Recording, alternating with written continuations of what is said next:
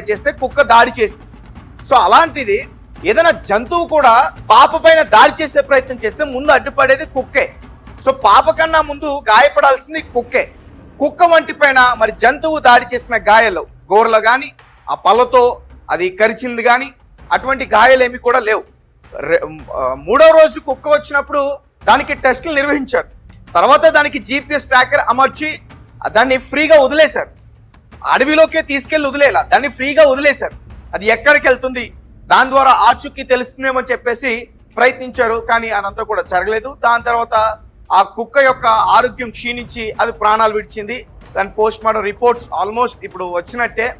ఆ తర్వాత forensic reports కూడా ఇంకా బయటకు రావాలి. రిపోర్ట్స్లో అయితే మాత్రం కుక్క డిహైడ్రేషన్ వల్ల చనిపోయింది. అంటే సరిగ్గా ఆహారం లేక నీరు లేక 3-4 రోజుల నుంచి అది చనిపోయిందంటూ కూడా డాక్టర్స్ అయితే చెప్పడం జరిగింది. సో దీంతో పోలీసులు ఇంకా వేరే కోణంలో కూడా దర్యాప్తు చేశారు, కానీ వారికి సరైనటువంటి ఆచూకీ ఏది కూడా లభించలేదు. దాని తర్వాత ఇప్పుడు ఏదైతే CCTV ఫుటేజెస్ ఉన్నాయో ఆ 6వ తారీఖు 11:50 తర్వాత నుంచి కూడా వారు చెక్ చేస్తూనే ఉన్నారు. ఎవరైనా ఆ కెమెరాస్లో వారి కదలికలు ఏమైనా దొరుకుతాయేమో అని చెప్పి, లేదంటే పాప కుక్క ఆచూకీ ఏమైనా తెలుస్తున్నాయేమో అని చెప్పి చెక్ చేస్తూనే ఉన్నారు, కానీ ఏది కూడా దొరకలేదు. మొత్తానికి పోలవరం అనే ఒక గ్రామంలో పాపతో పాటు మిస్ అయిన ఆ కుక్క ఆచూకీ అక్కడ తెలిసింది. సో దీంతో పోలీసులు ఇంకా మిగతా ఏదైతే అక్కడ గ్రామంలో ఉన్నాయో ఆ CCTV ఫుటేజెస్ కూడా పరిశీలిస్తూ ఉన్నారు. సో వారు ఏం చెప్పారంటే ప్రాథమిక దర్యాప్తులో పాప ప్రాణాలతో ఉంది అనే విషయం అయితే పోలీసులు అయితే చెప్పడం అయితే జరిగింది. సో చూద్దాం, పాపని ఎవరో వలస కూలీలు ఎత్తుకెళ్లే అవకాశం ఉందంటూ కూడా చెప్తున్నారు. వారి దగ్గర నుంచి పట్టుకుని త్వరలోనే జాహ్నవి యొక్క కుటుంబ సభ్యులకి అప్పగిస్తారనేది కూడా చాలా మంది చెప్తా ఉన్న పరిస్థితి. ఏదేమైనప్పటికీ ప్రస్తుతం ఈ 2 వీడియోలు అయితే మాత్రం వైరల్ అవుతా ఉన్నాయి. ఒకటి జాహ్నవికి సంబంధించిన తల్లిదండ్రులు నవ్వుతూ మాట్లాడినది ఒకటి, 2 జాహ్నవి వరుసకు తాత అయ్యే వ్యక్తి అతను ఆడియో. అతను ఏం చెప్తున్నాడంటే వాళ్ళే చేస్తుంటారు, ఇంతకుముందు మా అల్లుడిని తీసుకెళ్లే ప్రయత్నం చేశారు, అది కుదరలేదు, దీంతో పాపను తీసుకెళ్లారు, పోలీసుల వాళ్ళని పట్టుకున్నారు, అరెస్ట్ చేశారు, కొట్టారు, అయినా వారు చెప్పలేదు. ఈ రకంగా ఆయన చెప్పడం అయితే జరిగింది. సో చూద్దాం మరి పోలీసులు ఏం చెప్తారో దీనికి సంబంధించి. కాకినాడ జిల్లా తుని మండలం దోండువాక పంచాయతీ CH అగ్రహారం ఈ గ్రామంలో జరిగిన 3 ఏళ్ల చిన్నారి జాహ్నవి మిస్సింగ్ కేసుకు సంబంధించి ఇప్పుడు 2 విషయాలు చాలా చర్చనీయాంశంగా మారాయి. ఎస్, ముఖ్యంగా జాహ్నవి తల్లిదండ్రులు ఎవరైతే ఉన్నారో గణేష్ అలాగే భవాని ప్రముఖ మీడియా ఛానల్తో వారు మాట్లాడుతూ వారు నవ్వారు. ఆ వీడియో వైరల్ అవుతుంది. తర్వాత వారి కుటుంబ సభ్యుల్లో ఒకరైన ఒక వ్యక్తి గోపి అతని పేరు, అతను ప్రముఖ ఒక మీడియా ఛానల్తో మాట్లాడుతూ కొన్ని విషయాలు చాలా బలంగా బల్లగుద్దినట్టు చెప్పాడు. అవి ఏంటి అనేది కూడా మీకు క్లియర్గా ఆ మాటలు వినిపించే ప్రయత్నం చేస్తా. అయితే జాహ్నవి తల్లిదండ్రి గణేష్ ఎవరైతే ఉన్నారో ఆయన ఒక కారు కొనుక్కున్నారు, దాన్ని లీజ్కి ఇచ్చారు. ఆ లీజ్కి ఇచ్చిన వ్యక్తి ఏం చేశాడంటే ఇతనికి తెలియకుండా ఆ కార్ని తాకట్టు పెట్టాడు. తర్వాత ఆ కారు ఎక్కడుందని అడుగుతుంటే అతను సరిగ్గా సమాధానం చెప్పట్లేదు. దీంతో వారికి గొడవైంది. మొత్తానికి GPS ట్రాకింగ్ ద్వారా ఆ కారు ఎక్కడుందో కనుక్కుని మొత్తానికి ఆ కారును వెనక్కి తిరిగి తెచ్చుకున్నాడు. గొడవలు జరిగే స్టేషన్ వరకు కూడా వెళ్ళారు. మొత్తానికి స్టేషన్లోనే ఈ కేసుని మొత్తం కూడా క్లోజ్ చేసుకున్నారు, ఎటువంటి గొడవలు లేకుండా. సో అప్పటి నుంచి గణేష్ పైన వారు కోపంతో ఉన్నారంట. గణేష్ని ఏదో ఒకటి చేయాలనే కోపంతో ఉన్నారంట. సో గణేష్ని కూడా తీసుకువెళ్ళడానికి వారు ప్రయత్నించారంట. సో రీసెంట్గా ఈ విషయం కాస్త బయట విపరీతంగా వైరల్ అవుతుంది. అలాగే ఇది జరిగి దగ్గరగా 4 నెలలు అవుతుంది.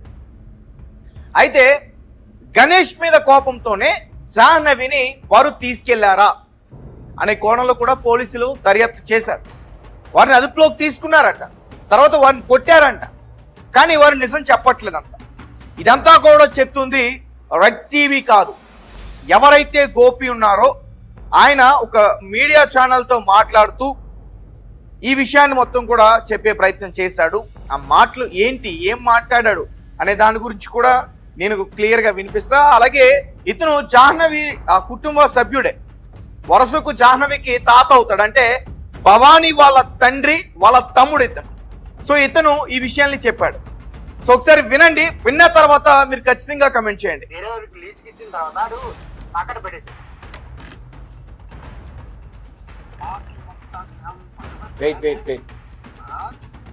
అక్కడ పెట్టేసిన తర్వాత నా బాడీ వేరే వారికి లీజ్కి ఇచ్చిన తర్వాత వాడు అక్కడ పెట్టేశాడు. అక్కడ పెట్టేసిన తర్వాత నా బాడీ ఎక్కడ ఉందని అడిగితే నీకు ఇందుకు సమాధానం చెప్పాలా అని ఉల్టగా సమాధానం చెప్పాడు సార్. చెప్పిన తర్వాత అది నా అల్లుడు GPS ట్యాగ్లో చూసి ఆ దగ్గర ఉన్నది అలాగని చెప్పాను. ఫోన్ తెచ్చుకొని ఇది స్టేషన్ వరకు జరిగింది గొడవ. ఆ తర్వాత స్టేషన్లోనే సాల్వ్ అయింది సార్. సాల్వ్ అయిన తర్వాత ఏం జరిగింది తెలియదు. ఎంతకాలం అయింది ఇది అయ్యి ఒక 6 నెలలు అవుతుంది అనిపిస్తుంది. ఎవరెవరు ఉన్నారు దీని లోపల? అంటే ఎవరైతే చేశారు తెలియదు సార్. అంటే ఎవరు, అంటే మీకు తెలిసినంత వరకు ఎవరు వీళ్ళు, ఎంతమంది ఉన్నారు? మా అల్లుడు ఫ్రెండ్స్ అండి సార్. ఎంతమంది ఫ్రెండ్స్? 3 సార్. ఏం పేర్లు వాళ్ళవి? ఆ పేర్లు తెలియదు సార్ నాకు. ఎవరు వాళ్ళు? వాళ్ళు కాకినాడ అంట సార్. కాకినాడ. వాళ్ళ మీద ఏమైనా డౌట్స్ ఉన్నాయా? ఉన్నాయండి సార్. మా అల్లుడు చెప్పాడు సార్. ఓకే, మరి పోలీసులకు చెప్పారా? యాక్షన్ తీసుకున్నారు సార్. వాళ్ళని అరెస్ట్ చేశారా? చేశారు సార్. ఏం తెలియదు అరెస్ట్ చేసిన తర్వాత? అదైతే నాకు తెలియలేదు సార్. అంటే మీరు ఒక బాధితుల కుటుంబంలో ఉన్నారు, మీకు తెలియదు అని చెప్పి చెప్తున్నారు. నిజంగా తెలియదా, లేకపోతే మీరేమన్నా దాచిపెట్టారు? లేదు సార్, నాకు నిజంగా తెలియదు సార్. సో దీంట్లో ఒకటి ఏంటంటే, మీ అల్లుడి పైన కోపంతో అమ్మాయిని తీసుకెళ్ళి, చిన్న పిల్లలు తీసుకెళ్ళి వెళ్ళి ఉండవచ్చు అని చెప్పేసి మీ డౌట్. సో పోలీస్ ట్రీట్మెంట్ కి వాళ్ళు నోరు విప్పకుండా ఉంటారా? ఉంటారు సార్. ఎలా ఉంటారు? నాకైతే డౌట్ అయితే, మా అల్లుడు ఎంత రిక్వెస్ట్ చేసినా సరే పోలీసు వాళ్ళు ఎంతైనా కొట్టేస్తారు. కొట్టినా సరే నోరు ఎప్పలేదు సార్. నేను అదే అడుగుతున్నాను. ఇప్పుడు వాళ్ళు ఎక్కడి నుంచి తీసుకెళ్లారు అనుకోండి, తీసుకెళ్తే ఏం చేసి ఉండే ఛాన్సెస్ ఉంది? అల్లుడు మీద కోపంతో ఏం చేసి ఉండే ఛాన్సెస్ ఉంది? మా ఫస్ట్ అయితే మా అల్లుడిని తీసుకెళ్దామని అనుకున్నారంట సార్. మా అల్లుడు దొరకలేదు సార్. చిన్న పాప దొరికేసింది. మరి వాళ్ళు లోపలికి ఎలా వచ్చి ఉండొచ్చు? అది మనకు తెలియదు సార్. అంటే ఇవన్నీ డౌట్స్ ఎందుకంటున్నానంటే, మీరు ఇంకేమైనా గుర్తుకొస్తాయా ఏంటి అని చెప్పేసి. ఎందుకంటే ఇట్లాంటి ఎవరైతే అంటే ఇప్పుడు సో గైస్ చూసారు కదా అతను మాట్లాడింది. ఇంతకుముందు ఎవరైతే గణేష్ ఉన్నాడో జాహ్నవి తండ్రి, అతన్ని తీసుకెళ్ళడానికి ప్రయత్నించారు. తర్వాత పాప దొరికేసింది, పాపని తీసుకెళ్ళడానికి ప్రయత్నించారు అంటూ కూడా అతను మాట్లాడు. అంతేకాకుండా పోలీసులు వారిపైన అనుమానంతో వారిని అరెస్ట్ చేశారు, కొట్టారు. అయినా కానీ వారు నిజం చెప్పలేదంటూ కూడా ఇతను మాట్లాడటం అయితే జరిగింది.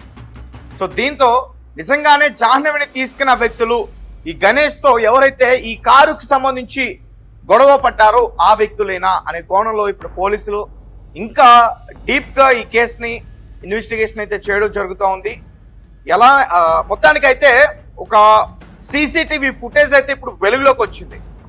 ఆ సీసీటీవీ ఫుటేజ్ ఆధారంగా ఇంకా 38 సీసీటీవీ ఫుటేజెస్ సంబంధించి కూడా పరిశీలిస్తున్నారు. సో వాటి ద్వారా జాహ్నవి ఆచూకీ తెలుసుకోవడానికి ప్రయత్నిస్తూ ఉన్నారు. మొత్తానికి అంటే ఆచూకీ ఆల్మోస్ట్ తెలిసినట్టు అంటూ కూడా చెప్తా ఉన్న పరిస్థితి. సో ప్రస్తుతం ఎవరైతే జాహ్నవికి సంబంధించిన కుటుంబ సభ్యులు ఉన్నారో, వరుసకు తాత అయ్యే గోపి, ఆయన మాట్లాడిన ఈ మాటలు ప్రస్తుతం వైరల్ అవుతా ఉన్నాయి. అలాగే దీంతో పాటు జాహ్నవి ఫాదర్, మదర్, అమ్మ నాన్న ఇద్దరు కూడా వారు ఒక మీడియా ఛానల్తో మాట్లాడుతున్నప్పుడు ఒక్కసారిగా వారు నవ్వి వెనక్కి వెళ్తున్నప్పుడు అది కూడా వైరల్ అవుతుంది. సో ఈ రెండు ఎందుకు చెప్తున్నానంటే, పాప సురక్షితంగా ఉంది, పాప ప్రాణాలతో ఉంది. మా రెడ్ టీవీ మొదటి నుంచి కూడా చెప్తుంది, పాపకి ప్రాణహాని జరగలేదు, ఎవరో కావాలని చెప్పి పాపని తీసుకెళ్లారు. ఒకసారి నేను మళ్ళీ చెప్పే ప్రయత్నం చేస్తా. ఆ రోజు పాపతో పాటు వెళ్ళిన కుక్క తర్వాత 3 రోజుల తర్వాత తిరిగి వచ్చింది. ఆ 3 రోజులు కుక్క ఎక్కడికి వెళ్ళింది అనేది ఎవరికి కూడా అర్థం కాలే. సో కుక్క కూడా అడవిలోనే ఉంటే, పాపతో పాటు కుక్క కూడా అడవిలోనే ఉంటే, ఆ 3 రోజులు కూడా పోలీసు బృందాలు దగ్గరగా 400 మంది గాలింపు చర్యలు చేపట్టారు. మొత్తం కూడా సెర్చ్ ఆపరేషన్ చేశారు. ఆ నీటి గుంటలు, చెరువులు, కాలువలు, ఆ గుహలు, ఆ చిట్టడివి మొత్తం కూడా వెతికే ప్రయత్నం చేస్తే ఎక్కడ కూడా పాప ఆచూకీ దొరకలా. ఒకవేళ పాపతో పాటు కుక్క కూడా అడవిలోకే వెళ్ళిపోయి ఉంటే మరి కనీసం కుక్క అయినా వీరి కంటపడాలి కదా, లేదంటే కుక్క అయినా వీరిని చూస్తే మొరగాలి కదా. సో అది కూడా జరగలేదు. సో చాలా మంది ఏం చెప్తున్నారంటే,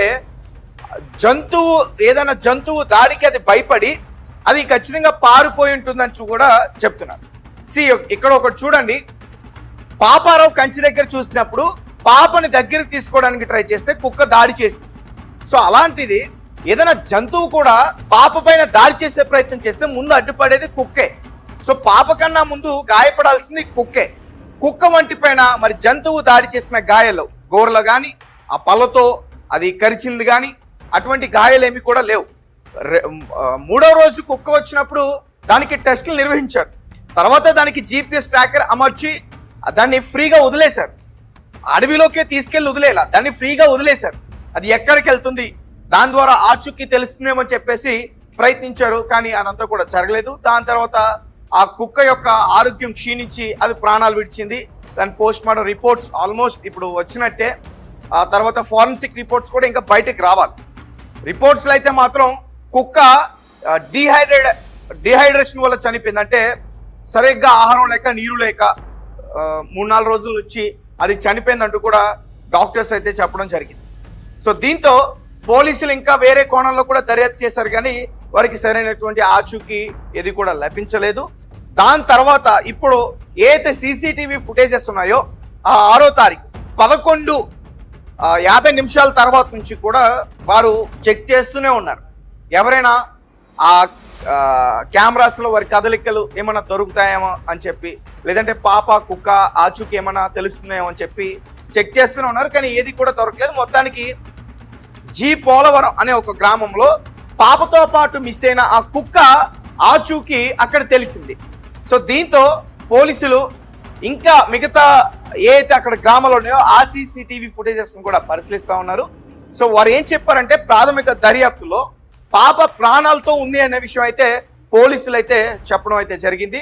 సో చూద్దాం, పాపని ఎవరో వలస కూలీలు ఎత్తుకెళ్లే అవకాశం ఉందంటూ కూడా చెప్తున్నారు. వారి దగ్గర నుంచి పట్టుకుని త్వరలోనే జాహ్నవి యొక్క కుటుంబ సభ్యులకి అప్పగిస్తారనేది కూడా చాలా మంది చెప్తా ఉన్న పరిస్థితి.